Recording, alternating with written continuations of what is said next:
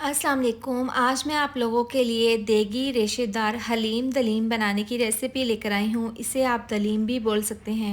आज आपको perfect measurement के साथ बनाना सिखाऊंगी, जिसे अगर आप स्टेप बाय स्टेप फॉलो करेंगे तो आपका रेशेदार परफेक्ट हलीम बनकर तैयार होगा। आप इसको दावत पर या फिर घर वालों के लिए बना सकते हैं। बहुत ही ज़्यादा टेस्टी बनता है। तो चलिए बनाना शुरू करते हैं। हलीम बनाने के लिए मैंने यहाँ पर बीफ लिया है बोनलेस। इसका वज़न है 1.25 किलो और यहाँ पर मैंने इसके बड़े पीसीस बनवा लिए हैं ताकि ज़बरदस्त सा रेशेदार हलीम हमारा बनकर तैयार हो। अब यह तमाम गोश्त को डाल देंगे प्रेशर कुकर में। और यहाँ पर 4 बड़े साइज़ के प्याज थे जिनको मैंने बारीक काट लिया है। ये प्रेशर कुकर में डालने के बाद अब इसके अंदर तकरीबन 4 गिलास डाल देंगे पानी, क्योंकि बीफ के थोड़े से ज़्यादा बड़े पीसीस हैं तो 4 गिलास पानी शामिल कर देंगे। इसके बाद जायके के हिसाब से 1 से 1.5 चम्मच जाएगा नमक। इसको बंद करके 18 से 20 मिनट के लिए पकाएंगे, क्योंकि बीफ के बड़े साइज़ के पीसीज हैं। यहाँ पर है गंदम, 2 बड़े कप हैं गंदम के। इसको मैंने रात भर भिगो कर रख दिया था। जब ये सॉफ्ट हो गई थी तो हल्का सा ग्राइंडर जग में डालकर इसको मैंने पीस लिया था। इसके ऊपर जो पतला सा छिलका होता है वो उतर गया था, तो मैंने इसको अच्छे से खुले पानी में 3 से 4 बार अच्छे से धो लिया था। अब यहाँ पर है चने की दाल, 1 कप चने की दाल है, 2 कप मैंने गंदम की ली है और 1 कप चने की दाल। अब ये पानी समेत हम डाल देंगे प्रेशर कुकर में चने की दाल और गंदम। इसके साथ ही डाल देंगे इसमें जायके के हिसाब से 1 चम्मच नमक। ये डालकर इसके अंदर हम तकरीबन पानी डाल देंगे 2 से 3 गिलास, क्योंकि जब हम इसको पकाएंगे तो गंदम और दाल फूलेगी। इसको मिक्स करके इसको पका लेंगे। अब यहाँ पर दालें हैं, आधा कप मैंने ली है मसूर की दाल, आधा कप ली है मूंग की दाल, इसके साथ ही आधा कप है माश की दाल और आधा कप ही है चावल। 2 कप गंदम के 1 कप मैंने चने की दाल का लिया है। आधा आधा कप ये तमाम दालें और चावल है। अब ये तमाम दालें एक बाउल में डाल देंगे और इसको हम खुले पानी में 3 से 4 बार अच्छे से धो लेंगे और 10 मिनट के लिए इसको भिगो कर रख देंगे। अब यहाँ पर देखें, जो प्रेशर कुकर में मैंने बीफ को गलाने के लिए रखा था, 20 मिनट के बाद ढक्कन खोलकर हम चेक कर लेते हैं। यहाँ पर बीफ अच्छे से गल चुका है और पानी भी इसका खुश्क हो गया है। थोड़ा बहुत पानी है, तो अब इसको हमने मज़ीद पकाना है मसाले डालकर। तो इसको हम कढ़ाई में डाल देंगे। कढ़ाई में डालने के बाद अब इसके अंदर हम डाल देंगे लहसुन, अदरक और सब्ज़ मिर्चों का पेस्ट। ये तकरीबन 1 कप है। तीनों चीज़ों का मैंने इकट्ठा ही पेस्ट बना लिया था। इसके साथ ही डाल देंगे टमाटर की प्यूरी। ये 3 अदद बड़े साइज़ के टमाटर थे, मैंने इसकी प्यूरी बना ली है। ये डालकर इसको अच्छे से मिक्स कर लेंगे।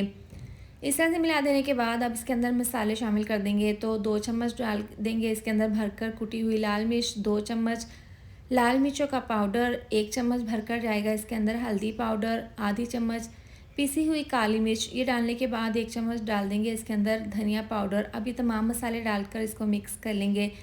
इसमें जो थोड़ा बहुत पानी था, इस पानी में हम मसालों का कच्चापन दूर करेंगे और यहाँ पर पानी को हमने बिल्कुल ड्राई कर लेना है। जब इसका थिक सा मसाला ग्रेवी बनेगी तो इसके बाद हम इसमें ऑयल शामिल करेंगे। तो अभी यहाँ पर हमने इसको इतना पकाना है कि इसमें जो थोड़ा बहुत आपको पानी, इसमें बबल्स नज़र आ रहे हैं पानी के, वो ख़त्म हो जाएं। तो यहाँ पर तेज़ आंच पर इसको पकाएंगे।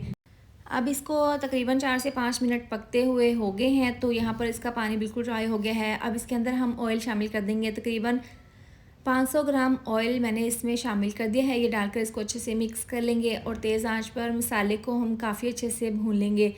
इतना भूनेंगे कि मसाला बहुत ही ज़्यादा थिक हो जाए। यहाँ पर हमने तेज़ आंच पर इसकी बहुत ज़बरदस्त तरीके से भुनाई कर लेनी है। और यहाँ पर जो बीफ के बड़े साइज़ के पीसीज रह गए हैं उनको हम चमचे से इस तरीके से तोड़ लेंगे ताकि हलीम में इसके ज़बरदस्त से रेशे बन जाए। तो आप यहाँ पर इसकी फ़ाइनल लुक चेक कर सकते हैं। मसाले ने ऑयल छोड़ दिया है और जो बीफ था उसके ज़बरदस्त से रेशे बन गए हैं और यहाँ पर इसकी मसाले की हमने बहुत ही अच्छे से भुनाई कर दी है। इसके बाद दालों को मैंने प्रेशर कुकर में डाल दिया है। आधी चम्मच डाल देंगे इसमें हल्दी पाउडर का, आधी चम्मच डाल देंगे नमक। इसके साथ ही डाल देंगे तकरीबन 3 गिलास पानी। इसको हम तकरीबन 7 से 8 मिनट के लिए पकने के लिए रख देंगे। 8 मिनट के बाद प्रेशर कुकर का मैंने ढक्कन खोलकर चेक कर लिया है। देखें माशाल्लाह से हमारी दालें और चावल अच्छे से गल चुके हैं। अब हम चूल्हा बंद कर देंगे और यहाँ पर जो हमने गंदम और चने की दाल को प्रेशर कुकर में पकने के लिए रखा था, 10 मिनट के बाद पानी इसका ड्राई हो गया है और दोनों चीज़ें अच्छे से गल चुकी हैं। ये आप तमाम दालें गंदम वगैरह इकट्ठे भी बना सकते हैं, लेकिन गंदम और चने की दाल थोड़ी-सी देर में गलती है, तो इसलिए मैंने अलहदा से इनको बॉयल कर लिया है। अब यहाँ पर बड़ा-सा पतीला ले लेंगे, इसके अंदर डाल देंगे तमाम दालें और चावल का मिक्सचर, इसके बाद गंदम और चने की दाल का मिक्सचर।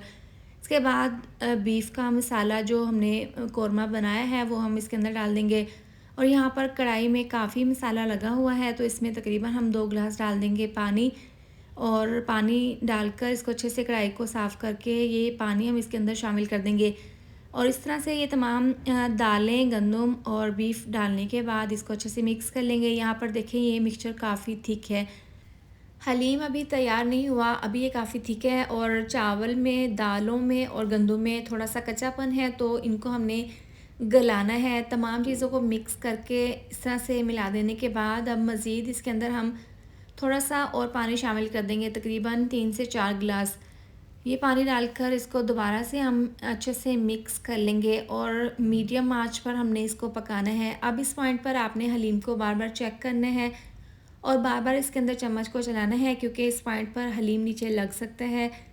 तो आपने यहाँ पर मीडियम आंच पर इसको पकाना है। इतना पकाएंगे कि तमाम चीज़ें यकजान हो जाएं और तमाम दालों का, गंदम का कच्चापन दूर हो जाए।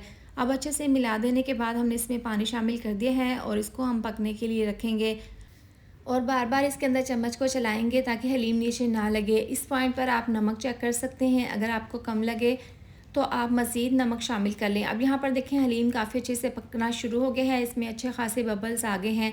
तेज़ आंच पर नहीं पकाना, वरना तो हलीम बाहर निकल सकते हैं, तो आपने बिल्कुल मीडियम टू लो आंच पर इसको पकाना है और बार-बार इसके अंदर चम्मच को इस तरीके से चलाना है।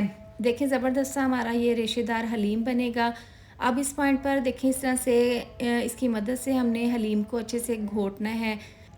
इससे क्या होगा, तमाम चीज़ें बीफ, दालें, गंदम यकजान हो जाएंगी और हलीम काफ़ी थिक हो जाएगा। देखिए ज़बरदस्त सा कलर भी आ गया है। अब इसको इस तरह से घोटते हुए मज़ीद हम 4 से 5 मिनट के लिए पका लेंगे। परफेक्ट हमारा हलीम तैयार है। अब चूल्हा बंद कर देंगे। अभी हमने इसके ऊपर ज़बरदस्त सा तड़का भी लगाना है, जिससे इसका कलर, इसका टेस्ट बढ़ जाएगा। तो अब इसको हम साइड पर रख देते हैं। तो पैन में डाल देंगे 1 कप ऑयल, इसको अच्छे से गर्म कर लेंगे। हल्का सा जब ऑयल गर्म होगा तो इसके अंदर डाल देंगे प्याज। प्याज को हल्का सा लाइट ब्राउन कर लेना है। जब इस तरह से प्याज में कलर आ जाएगा तो कश्मीरी लाल मिर्चों का पाउडर आधी चम्मच डाल देंगे, हल्दी पाउडर, हल्का सा इसको मिक्स कर लेंगे। इस तरीके से ज़बरदस्त सा हमारा ये तड़का तैयार है। अब हलीम के ऊपर इस तरीके से हम ये तड़का लगा लेंगे और इसको अच्छे से मिक्स करते हुए तेज़ आंच पर हमने तकरीबन 2 से 3 मिनट के लिए पका लेना है। इतना पकाएंगे कि ये तमाम ऑयल हलीम के अंदर अच्छे से मिक्स हो जाए।